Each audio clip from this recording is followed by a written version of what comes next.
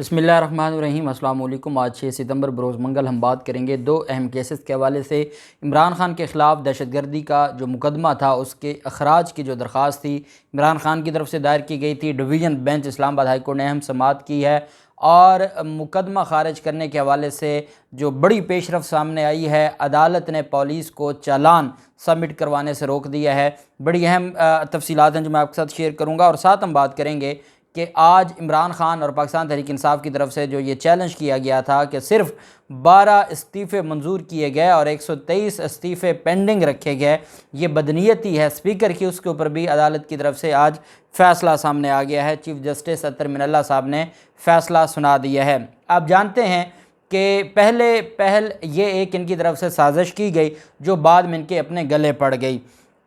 और मैं समझता हूँ कि आज का फ़ैसला, चाहे पाकिस्तान तहरीक इंसाफ की दरख्वास्त खारिज हुई है, लेकिन फ़ैसला इम्पोर्टेड हुकूमत के ख़िलाफ़ आया है और पाकिस्तान तहरीक इंसाफ के हक़ में आया है। उसकी वजह है पाकिस्तान तहरीक इंसाफ ने यह दरख्वास्त दायर की थी और उसका मकसद ये था कि इस दरख्वास्त के दायर करने से जो ज़िमनी इलेक्शन का पाकिस्तान तहरीक इंसाफ स्टार्ट में ये समझती थी कि इन्होंने जानबूझ के सिर्फ 12 इस्तीफ़े मंजूर किए हैं, बाकी इस्तीफ़े इन्होंने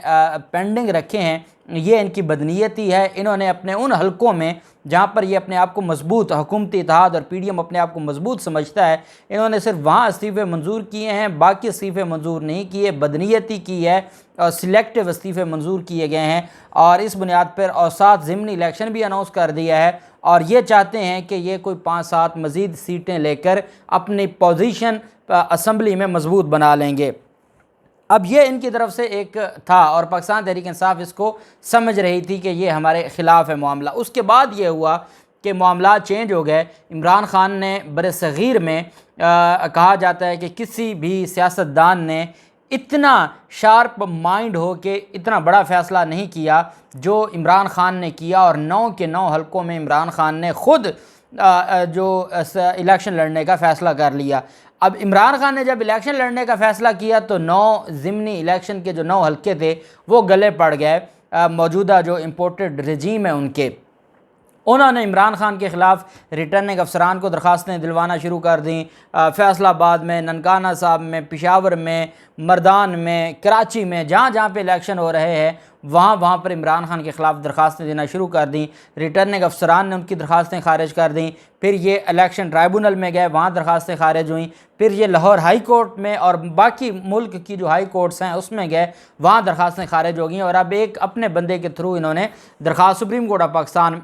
जो है वो दायर की है। अब ये पंगा कर बैठे हैं अपने फ़ायदे के लिए। अब उनके गले पड़ गया। इमरान खान ने कहा जी कि 9 के 9 हलकों में मैं इलेक्शन लड़ूंगा। तमाम मुल्क की हाई कोर्ट्स ने कहा कि जब आईन पाकिस्तान ने इमरान खान पर या किसी भी कैंडिडेट पर पाबंदी नहीं लगाई तो हम कैसे मना कर सकते हैं। इस वजह से इमरान खान को इजाज़त मिल गई और इमरान खान 9 के 9 हलकों में जो उनके कागजात नामजदगी थे वो मंजूर हो गए।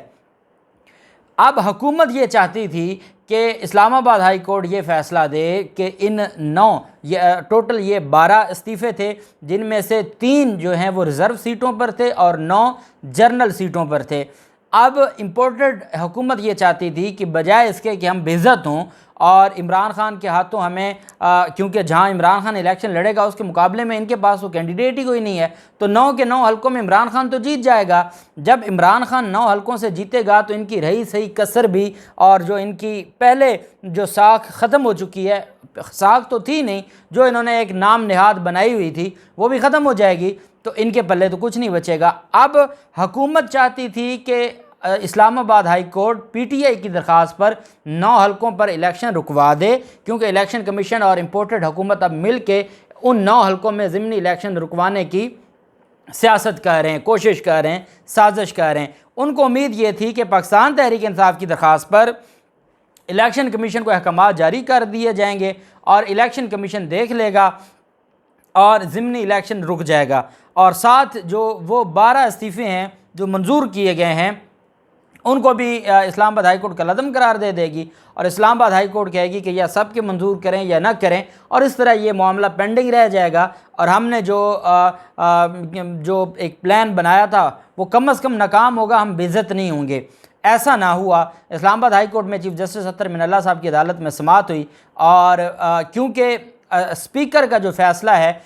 جو چیف جسٹس اطہر من اللہ صاحب ہیں وہ اس حوالے سے بڑے کلیئر ہیں۔ آپ کو یاد ہوگا چیئرمین سینٹ کا جو الیکشن تھا، اس الیکشن کو چیلنج کیا تھا یوسف رضا گیلانی نے، اور اس میں فاروق اچنائک صاحب نے عدالت سے بڑی کوشش کی تھی کہ جو chairman senate P T I کا بنا تھا اس کا صادق سنجرانی وہ غلط طریقے سے بنا ہے، اور جو 9 ووٹ مسترد کیے گئے ہیں وہ یوسف رضا گیلانی کے تھے۔ اگر وہ ووٹ یوسف رضا گیلانی کو ملتے، یوسف رضا گیلانی چیئرمین بن جاتے، اس وجہ سے سینٹ کا الیکشن کالعدم قرار دیا جائے۔ اس پر اسلام آباد ہائی کورٹ نے یہ فیصلہ دیا کہ ہم پارلیمنٹ کی کارروائی میں انٹرفیئر نہیں کر سکتے، آرٹیکل 69 کی جو دیوار ہے وہ ہمارے سامنے کھڑی ہے۔ پھر اس کے بعد ڈویژن بینچ میں وہ معاملہ گیا، ڈویژن بینچ نے بھی، اسلام آباد ہائی کورٹ کے ڈویژن بینچ نے بھی یہی فیصلہ دیا۔ اب اس پر پھر ایک معاملہ آ گیا، اور وہ معاملہ تھا سپریم کورٹ آف پاکستان کا، جب ڈپٹی اسپیکر قاسم سوری کی جو رولنگ تھی اس کے حوالے سے سپریم کورٹ نے فیصلہ دے دیا۔ تو آرٹیکل 69 کو اس طریقے سے جو بیرسٹر علی ظفر صاحب نے کہا کہ یہ آگ کی دیوار تھی جس کو پھلانگا گیا سپریم کورٹ کی طرف سے۔ پھر اس کے بعد یہ معاملہ چل پڑا لاہور ہائی کورٹ میں، اور پھر یہ سارا آپ جانتے ہیں 3-4 ماہ میں آرٹیکل 69 کی میں اگر بطور قانون کا طالب علم یہ کہوں گا کہ دھجیاں اڑتی رہیں، لیکن پھر اس کا فائدہ دونوں سائیڈز کو ہوا۔ اگر ہم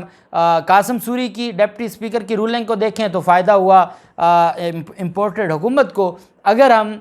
دوست مزاری کی رولنگ دیکھیں اور آرٹیکل 69 کو دیکھیں تو فائدہ ہوا جو عمران خان کو۔ لیکن ڈپٹی اسپیکر جو قاسم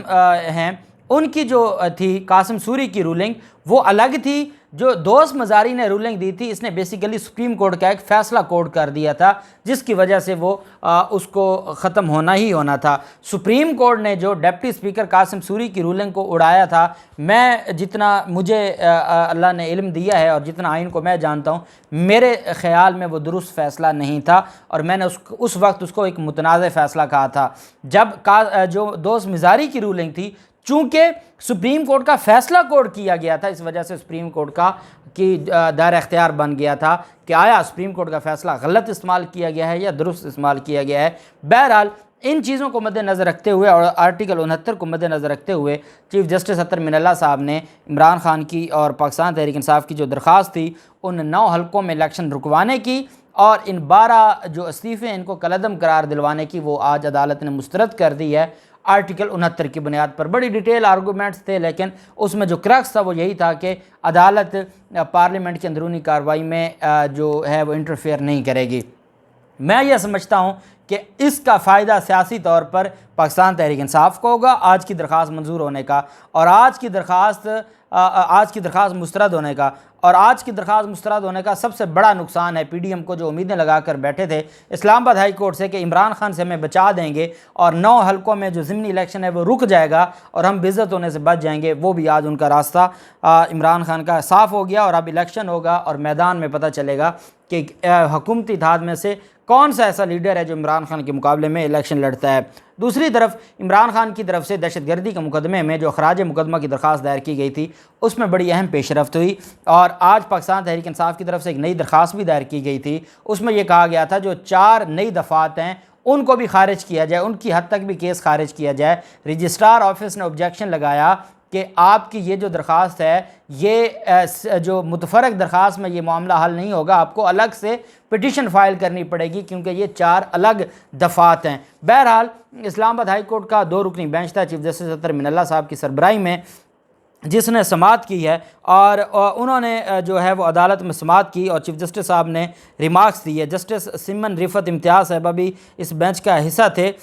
اس میں جو پولیس کی طرف سے یہ کہا گیا کہ جی جے آئی ٹی بنائی جائے، اور عدالت نے کہا جے آئی ٹی بنانے کی کیا ضرورت ہے، ایک تقریر کے علاوہ اور کون سا ثبوت ہے۔ ایڈوکیٹ جنرل جہانگیر جدون نے کہا کہ اس کیس کی کڑیاں شہباز گل کیس سے ملتی ہیں۔ اب ایڈوکیٹ جنرل پنجاب جہانگیر جدون یہ چاہتے تھے ایک جے آئی ٹی بنائی جائے، تو جے آئی ٹی میں اسلام آباد پولیس کے سینئر افسران کو شامل کیا جائے، وہ ٹھوک کے عمران خان کے خلاف لکھیں اور اس میں شہباز گل کیس کو بھی ساتھ شامل کر لیں، اور یہ اصل میں اس کیس کو شہباز گل کیس کے ساتھ جوڑنا چاہتے تھے، اور ان کو پتہ تھا کہ عمران خان کے خلاف دہشت گردی کے مقدمے میں تو کچھ نکلنا نہیں ہے، اس وجہ سے یہ چاہتے تھے کہ ہر حال میں عمران خان کا جو مقدمہ ہے اس کو شامل کیا جائے۔ اب مزے کی بات یہ ہے کہ جہانگیر جدون صاحب کہتے تھے جی اس میں JIT بنانی ہے تفتیش کے لیے۔ عدالت نے کہا جی کیوں JIT بنانی ہے، ایک تقریر ہی تو ہے۔ انہوں نے کہا جی نہیں، شہباز گل کا جو کیس ہے وہ بھی اس سے جڑتا ہے۔ تو عدالت نے کہا کہ ایسا نہیں ہوتا، آپ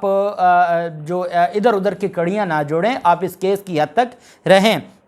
سماعت کے دوران جو بیرسٹر سلمان صفدر عمران خان کے وکیل ہیں وہ بھی عدالت میں پیش ہوئے، اور انہوں نے کہا کہ عمران خان کے خلاف دہشت گردی مقدمہ میں 4 نئی دفعات بھی شامل کی گئی ہیں، اور انہوں نے کہا کہ نئی دفعات کو دیکھتے ہوئے جو آنریبل جج تھے دہشت گردی عدالت کے، انہوں نے برہمی کا بھی اظہار کیا تھا کہ اب آپ نئی دفعات شامل کر کے لے ہیں۔ چیف جسٹس صاحب نے ساتھ یہ بھی استفسار کیا، جب دیکھیں کوئی مقدمہ آپ کے خلاف درج ہوگا آپ کو شامل تفتیش ہونا پڑتا ہے، یہ ایک فارمیلٹی ہوتی ہے، آپ ایک بیان لکھا ہوا لے جاتے ہیں اور جا کے وہ جمع کروا دیتے ہیں، اور یہ کچھ طرح کی نیب کی یا FIA کی تفتیش نہیں ہوتی جو کئی گھنٹے چلتی ہے، بلکہ سمپل سی بات ہے، ہاں جی کہ آپ کا کیا بیان ہے، آپ اپنا بیان جمع کروا دیتے ہیں، اور اس کے بعد یہ ایک فارمیلٹی ہوتی ہے، پولیس آ کے اپنی رپورٹ اپنی تفتیش اور ساتھ کہتی ہے کہ جو اس میں ملزم تھا اس نے اپنی بیان جمع کروا دی اور وہ شامل تفتیش ہو گیا ہے۔ اب چونکہ اس درخواست میں جو مخالف فریق تھا وہ پولیس تھی، سرکار تھی، پولیس نے کہا جی کہ ابھی تک ہماری تفتیش 0 پر ہے کیونکہ ملزم اس میں شامل تفتیش نہیں ہوا، وہ شامل تفتیش ہوگا پھر ہم آپ کے سامنے رپورٹ رکھیں گے، پھر آپ ان کے آرگومنٹس بھی سنیں گے، آپ ہماری رپورٹ بھی دیکھیں گے، پھر آپ دیکھیں گے کہ آیا یہ مقدمہ درست ہے یا غلط ہے، دہشت گردی کی دفعات بنتی تھی یا نہیں بنتی تھی۔ یہ ایک پروسیس ہے، یہ پروسیس کی فارمیلٹی ہے اور اس کے علاوہ کچھ نہیں ہے، اور یہی بات عدالت نے کی کہ ٹھیک ہے، اور اس پر پولیس نے یہ بھی گلہ کیا کہ عمران خان شامل تفتیش نہیں ہونا چاہتے، تفتیشی افسر کو رسائی نہیں دی جا رہی، تو اس پر عدالت نے کہا یہ آپ کے لیے ٹیسٹ کیس ہے، آپ اپنا جو فارمیلٹی ہے یا جو پروسیجر ہے آپ اس کو پورا کریں۔ اور پاکستان تحریک انصاف کے وکلاء نے کہا کیوں نہیں شامل تفتیش ہونا چاہتے، ہم تو ہونا چاہتے ہیں، عمران خان شامل تفتیش ہونا چاہتے ہیں، اور عدالت میں انہوں نے کہا جی کہ ہم شامل تفتیش ہوں گے۔ عدالت نے عمران خان کو کہا کہ آپ شامل تفتیش ہوں، پولیس سے کہا کہ آپ غیر جانبدار تفتیش کریں اور ہمیں بتائیں، سیٹسفائی کریں کہ کس بنیاد پر آپ نے دہشت گردی کی دفعات لگا دی ہیں، اور عدالت نے پولیس کو 173 کی جو رپورٹ ہوتی ہے، سیکشن 173 173 CRPC جس کو چالان کہتے ہیں، چالان کے بعد ٹرائل شروع ہوتا ہے، کمپلیٹ انویسٹیگیشن رپورٹ کو چالان کہتے ہیں، اور جب چالان سبمٹ ہو جائے اس کے بعد فرد جرم لگتی ہے اور ٹرائل شروع ہوتا ہے۔ اسلام آباد ہائی کورٹ نے عمران خان کے خلاف دہشت گردی مقدمے میں چالان جمع کروانے سے روک دیا ہے۔ عمران خان کو کہا ہے کہ آپ پروسیس کا حصہ بنتے ہوئے جائیں، شامل تفتیش ہوں۔ پولیس کو کہا ہے کہ آپ 15 ستمبر کو ہمارے پاس رپورٹ پیش کریں، آپ ہمیں بتائیں کہ کیسے آپ نے یہ دہشت گردی کا مقدمہ درج کیا ہے، کس بنیاد پر، کس میٹیریل کی بنیاد پر، اس گفتگو میں ایسا کیا کہہ دیا تھا جس پر دہشت گردی کی دفعات آپ نے لگا دیں۔ عدالت نے کہا پہلے یہاں رپورٹ جمع کروائیں، پھر عدالت ان کے وکلاء کو بھی سنے گی اور آپ کی رپورٹ بھی دیکھے گی، اور پھر دیکھے گی کہ آیا مقدمہ خارج کرنا ہے یا نہیں کرنا۔ یہ مقدمہ الٹیمیٹلی خارج ہو جائے گا، پروسیس مکمل کرنا تھا، شامل تفتیش کی فارمیلٹی پوری کرنی تھی، چالان سبمٹ کروانے سے روک دیا ہے، اور JIT بنانے کی استدعا بھی مسترد کر دی ہے۔ بڑی اہم ڈیولپمنٹ ہوئی ہے،